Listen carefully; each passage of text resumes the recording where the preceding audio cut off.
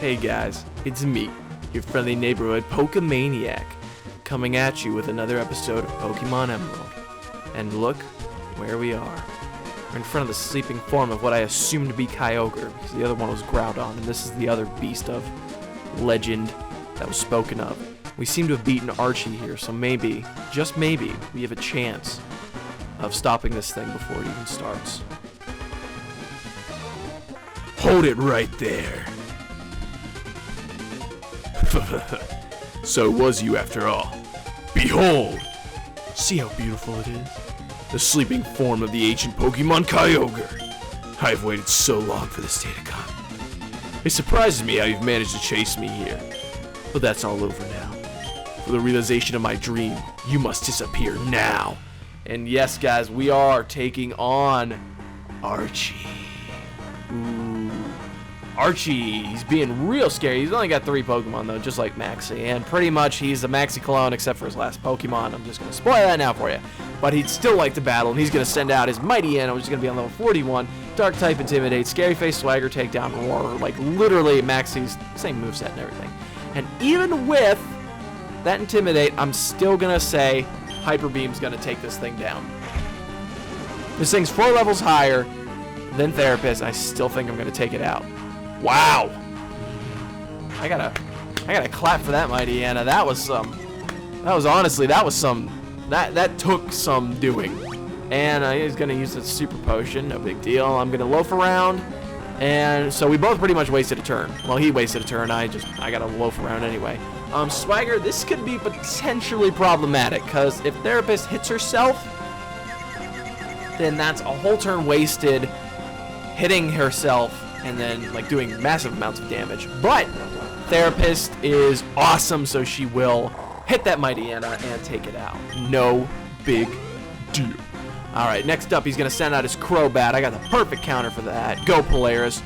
You know what to do. Boom. Like literally, is there any better counter to Poison Flying than Steel Electric? I don't think so.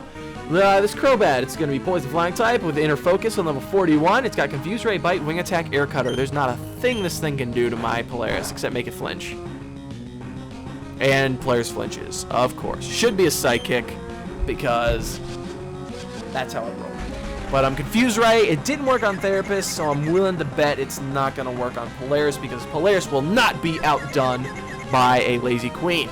And I am also right. Man, I am 2 for 2 today. Well, I mean, 2 for 3. I predicted the Hyper Beam KOing, but that didn't happen. So. Sorry. But Polaris is now on level 38. Throwing him up there with Swampert,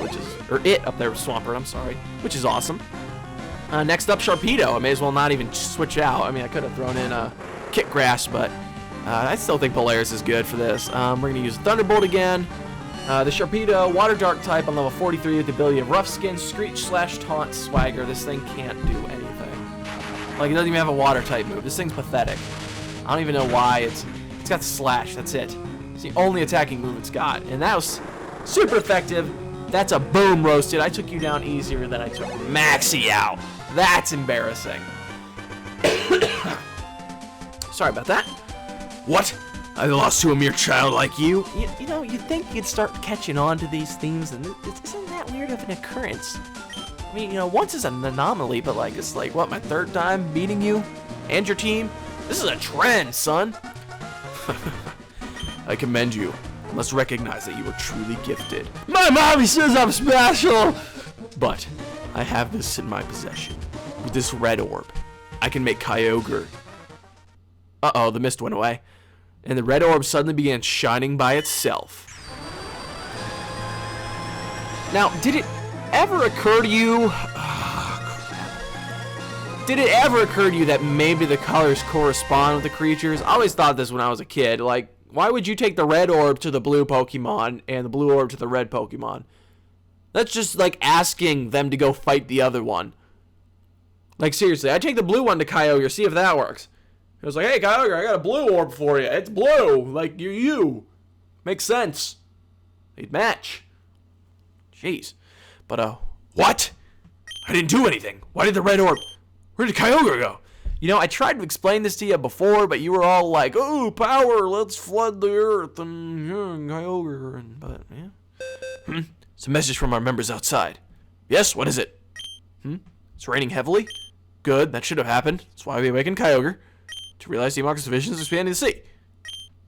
What? It's raining far harder than we envisioned?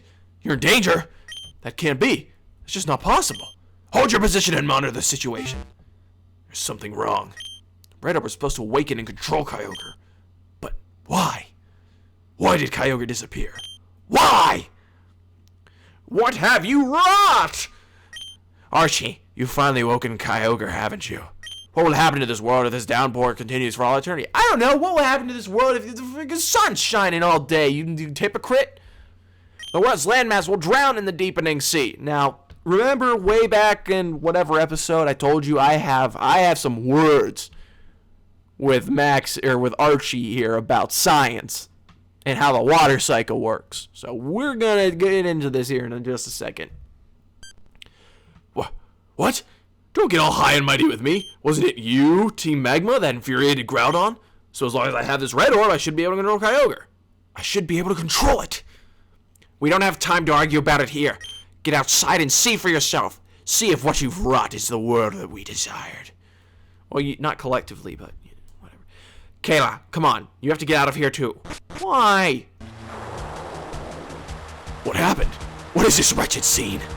Did I make a horrible mistake? I only wanted... Do you understand now, Archie?